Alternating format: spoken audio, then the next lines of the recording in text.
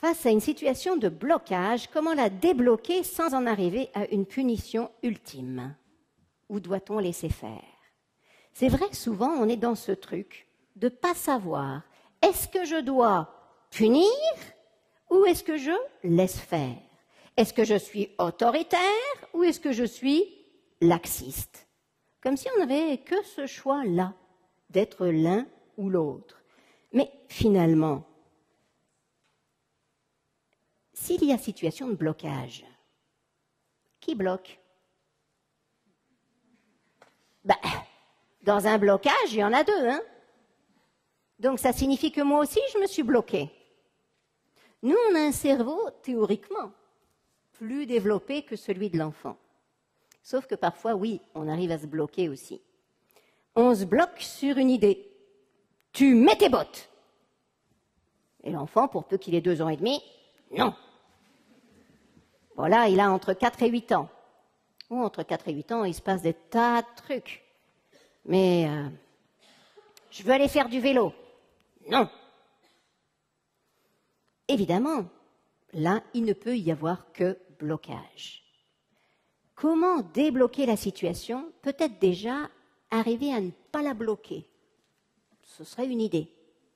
Pour ne pas bloquer une situation, on va écouter le besoin de l'enfant.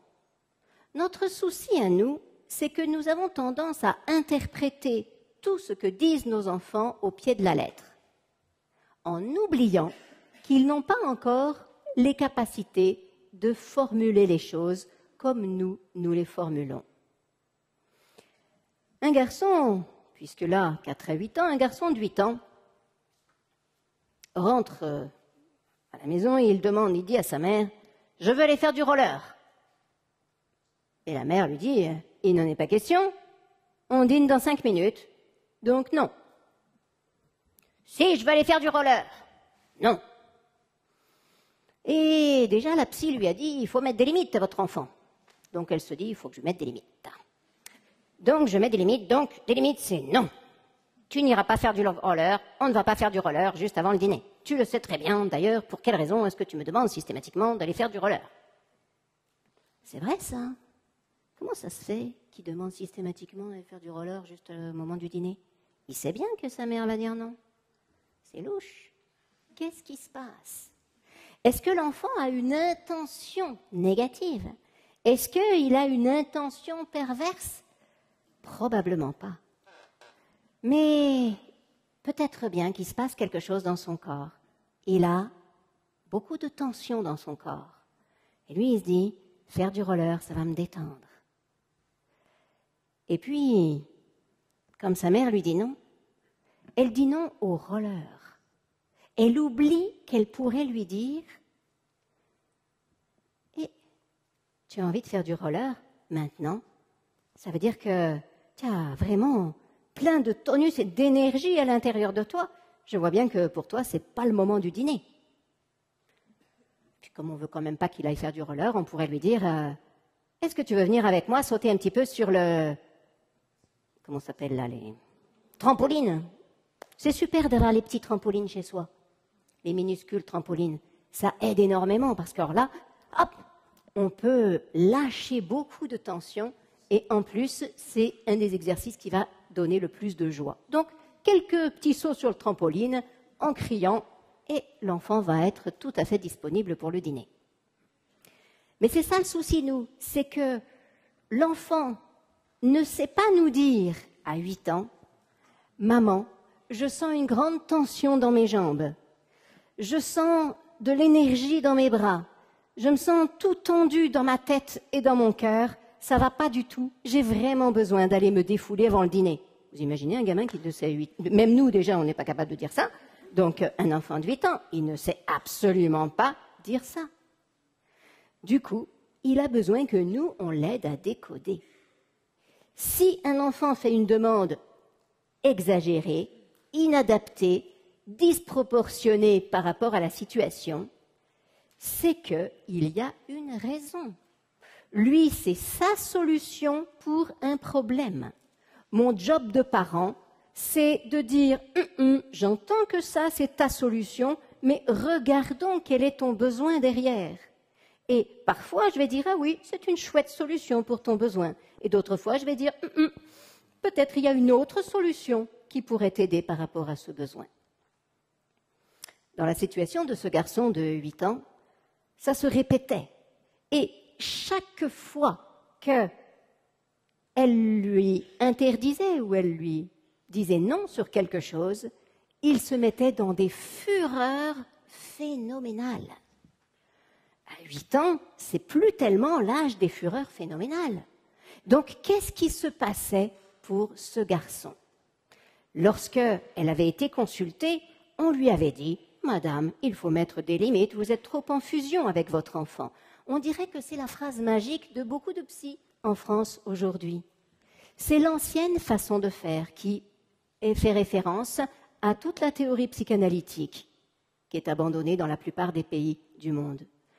Mais en France, on continue de penser comme ça, que l'enfant donc a des comportements et qu'il faut mettre des limites à ces comportements.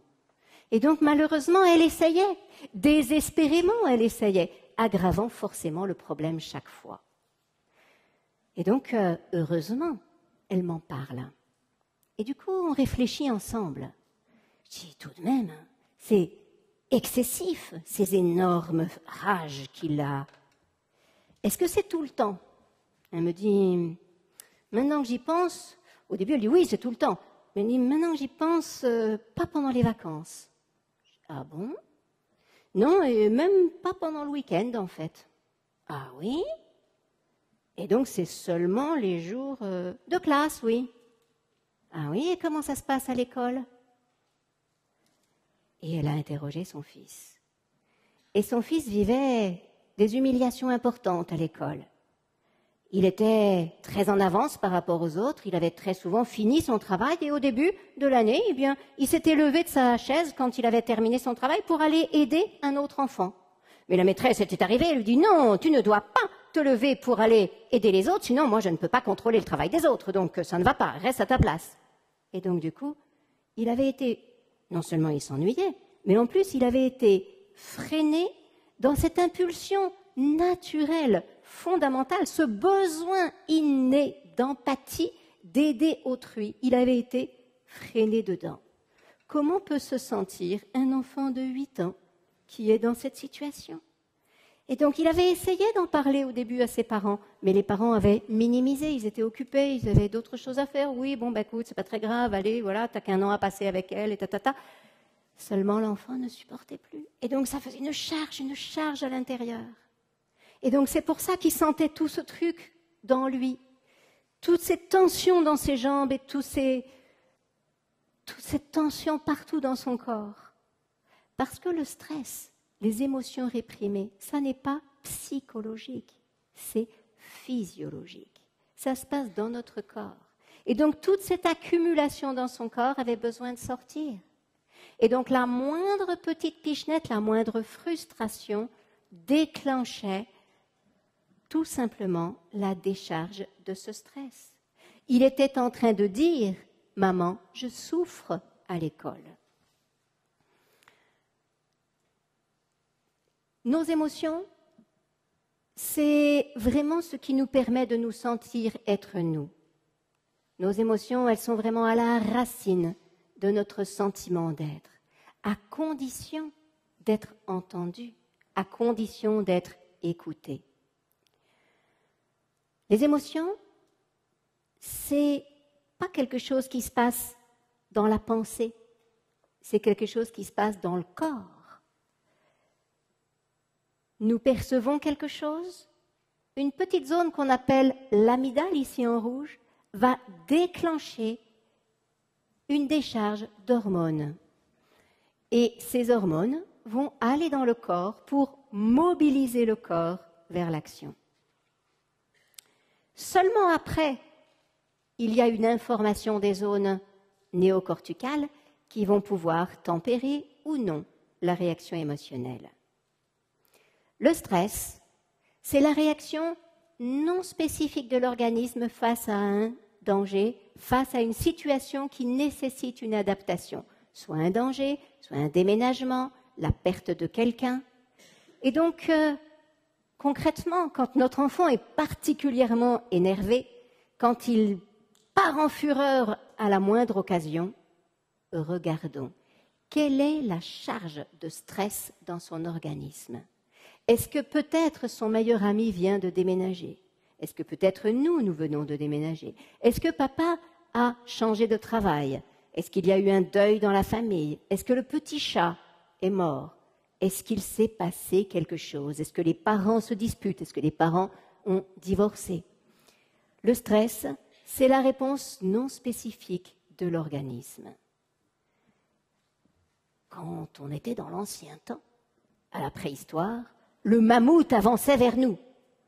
Et là, dès que notre amygdale percevait le danger, paf, elle déclenchait la charge d'adrénaline, parce qu'il faut faire battre le cœur très vite pour pouvoir avoir toute mon énergie à disposition, et le cortisol pour pouvoir me permettre de ne pas avoir mal en cas de blessure, pour protéger, pour faire que je ne saigne pas trop si jamais je suis attaqué. Donc, mon corps est prêt à réagir face au mammouth pour tuer le mammouth. Si j'ai un arc, ça me donne vraiment une vision plus loin.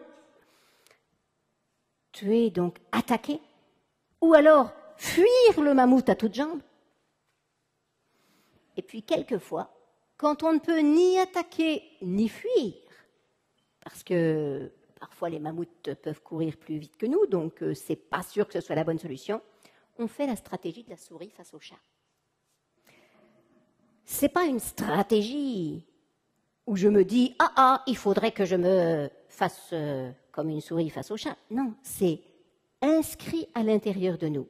Face à un danger important, soit j'attaque, soit je fuis, soit je me pétrifie sur place. Ça s'appelle freeze, le figement. Je me fige, comme la petite souris qui se fige face au chat. On a l'impression qu'elle est morte. Les chats se laissent rarement avoir. Ils la secouent un petit peu, effectivement, elle repart et hop. Mais les mammouths se laissaient avoir. Et donc, si je fais le mort, figement, le mammouth ne m'attaque pas.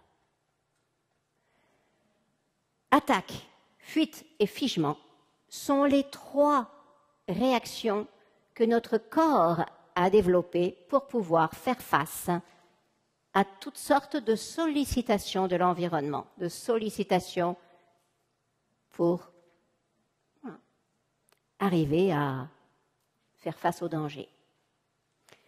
Les études d'Henri Laborit montrent que c'est l'attaque qui va le moins nous abîmer corporellement.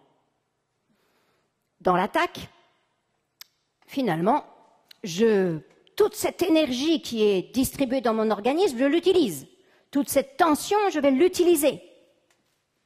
Donc, après, ça va mieux. Dans la fuite, j'utilise aussi les tensions puisque je cours, mais ça ne me donne pas la sensation de puissance et je vais avoir un petit peu plus tendance aux maladies que si j'attaque systématiquement. Et alors, ceux qui se figent, c'est ceux qui ont le plus de problèmes par la suite. Parce que figement ne veut pas dire que le processus de stress s'interrompt. Au contraire, il reste à l'intérieur et continue d'abîmer mes artères, continue d'abîmer mon cœur, continue d'abîmer mon organisme. Au bout d'un moment, figé, on se défige. Ça arrive qu'un enfant, on lui crie dessus, alors il y en a qui arrivent à résister et qui attaquent. Rarement, en général, ils vont attaquer leur frère, attaquer un copain à l'école, voilà. Ça arrive qu'ils fuient, mais en général, ils peuvent guère ni fuir ni attaquer, et donc ils se figent. Et nous, on croit qu'ils nous écoutent enfin, mais en fait, non, ils sont juste figés. Ils font la souris morte. C'est pas qu'ils le font exprès, c'est que leur corps les oblige à être comme ça. Et ensuite, ils vont se défiger et probablement, donc, agresser quelqu'un d'autre. puisqu'il n'est pas possible d'agresser le parent. Si, heureusement, je peux agresser ma maman. Heureusement, ma figure d'attachement, je peux l'agresser sans trop de risques. Un enfant qui agresse sa mère, c'est un enfant qui cherche à éviter d'agresser d'autres enfants, qui cherche à éviter d'être un mauvais garçon, un mauvais enfant, et qui cherche de l'aide auprès de la seule personne qui peut la lui donner, sa maman qui l'aime inconditionnellement. Le souci, c'est comme les mamans n'ont pas l'information, elles ne devinent pas que c'est une preuve d'amour et elles se disent « c'est moi qui suis nulle, c'est moi qui ne sais pas bien y faire ». Au contraire, ça montre qu'on est vraiment une maman qui est capable d'accueillir. Accueillir, c'est important, puis ensuite aller enlever le problème.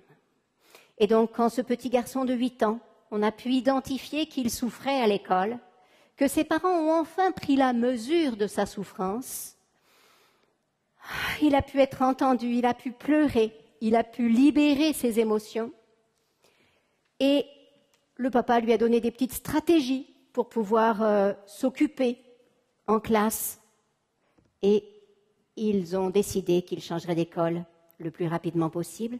À partir de là, eh bien, il n'y a plus de problème, ni de roller juste au moment du dîner, ni de quoi que ce soit, de problème de soi-disant intolérance à la frustration. Nous avons tendance à plaquer des étiquettes. Oui, il est intolérant à la frustration. Oui, il est comme ci, il est comme ça. Non, il a un souci dans son cœur. En fait, chaque fois que nous sommes tentés de juger notre enfant, on rembobine et on se dit quel est le souci dans son cœur? Qu'est-ce qui se passe en ce moment? Et le plus souvent, c'est déjà la charge de stress qui va me donner la réponse. Comment faire pour calmer le stress? Résoudre le problème, bien sûr, mais aussi cette petite amygdale qui sonne l'alarme dans le corps. Comment faire pour la calmer? Ce qui calme l'amygdale, c'est l'ocytocine, une hormone qui nous permet de nous sentir rassurés, une hormone qui nous calme, une hormone sociale qui nous rend empathiques envers autrui, une hormone qui nous permet de nous sentir aimés. C'est l'hormone de l'amour, l'hormone du bonheur. Donc ça veut dire que concrètement, quand j'ai mon gamin qui hurle, quand j'ai mon gamin qui est furieux, qu'il ait 6 mois ou 14 ans, si je vois que mon enfant a un comportement tout à fait inadapté, qu'il fait des bêtises à n'en plus finir, la première chose que je fais, c'est un grand câlin. Évidemment, déjà ça, c'est assez scandaleux. Personne ne veut donner un grand câlin à quelqu'un qui vient de faire une bêtise. Parce que nous, adultes, on réfléchit un peu à l'envers, et alors on se dit, je ne vais quand même pas récompenser une bêtise. Vous vous rendez compte ce qu'on dit? Si on y réfléchit, c'est dingue. C'est comme si on considérait que l'amour est une récompense. Mais l'amour, ce n'est pas une récompense. L'amour, c'est un carburant. Vous imaginez dire à votre voiture, bon, on est à Talence, tu m'emmènes à Bordeaux, une fois qu'on sera à Bordeaux, si tu m'as conduit correctement, eh bien, je te mettrai de l'essence. On ne fait pas ça, nous. On met de l'essence d'abord et ensuite, on espère bien qu'elle va nous conduire. Mais avec nos enfants, on les laisse partir à vide à l'école, parce que, faut être honnête, la plupart du temps, le matin, combien d'entre nous, en levant l'enfant, lui disent « Ah, bonjour mon chéri », si on jouait à quelque chose avant de se mettre à s'habiller. Non, en général, on laisse notre enfant dormir le maximum. Oh, faut qu'il dorme. On le réveille donc à la dernière minute, et là on lui dit « Allez, tu te dépêches, tu t'habilles, tu prends ton petit déjeuner, et on va être encore en retard pour partir à l'école. » Donc l'enfant est tout stressé. Alors évidemment, il essaye de ralentir le mouvement, mais nous, on cherche à l'accélérer. C'est la bagarre. Donc l'enfant, il arrive à l'école à vide. Il a un réservoir déjà niveau 0. Il arrive peut-être à tenir toute la journée, mais je ne sais pas si vous avez des enfants dans le même genre d'école que moi, mais on est en France, donc il n'y a pas beaucoup d'occasions de remplir son réservoir à l'école. On traverse à peu près sans dommage en essayant de remplir son réservoir avec les copains, tout ça.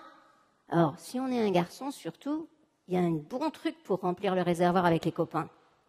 C'est déconner. Si je déconne à l'école, les copains m'admirent. Et donc, je gagne des galons. Je peux remplir un peu mon réservoir. Bref. Je peux me faire punir aussi. Une punition, c'est génial. Parce que si on réussit à décrocher une punition de la part de l'enseignant, mais c'est pas seulement les galons, là, on est auréolé de... Et ouais, ça donne de l'honneur d'être puni aujourd'hui. Tout le monde vous admire, vous êtes un caïd, vous êtes un fort, un dur. Statistiquement, vous gagnez du prestige auprès des autres garçons et auprès des filles. Donc, plus on va vers l'adolescence, plus chaque punition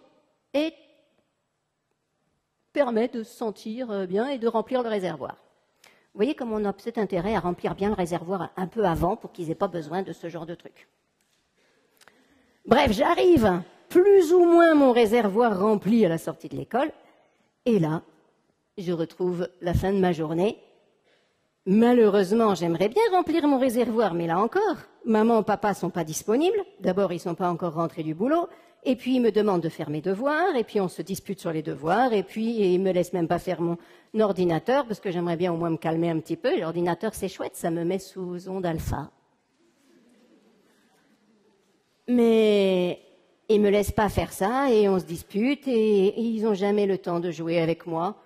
Ce week-end, on jouera et tout, et puis le week-end arrive, et puis finalement, ils ont des amis, ils n'ont pas le temps de jouer avec moi, et donc je me retrouve avec un réservoir de plus en plus vide. Et quand on a un réservoir vide, on va faire des conneries. Non pas pour avoir de l'attention, comme quelquefois certaines personnes disent « Ah oui, il cherche de l'attention », comme si c'était négatif d'ailleurs. C'est drôle ça. Jamais on dirait d'un enfant « Tu as faim et tu me dis que tu as faim ». Eh bien, tu n'auras pas à manger. On ne fait pas ce genre de truc. Et pourtant, c'est la même chose. S'il montre qu'il a besoin d'attention, c'est qu'il en a vraiment besoin. Or, l'attention, l'attachement, c'est un besoin qui prime sur la nourriture. C'est le besoin juste derrière respirer.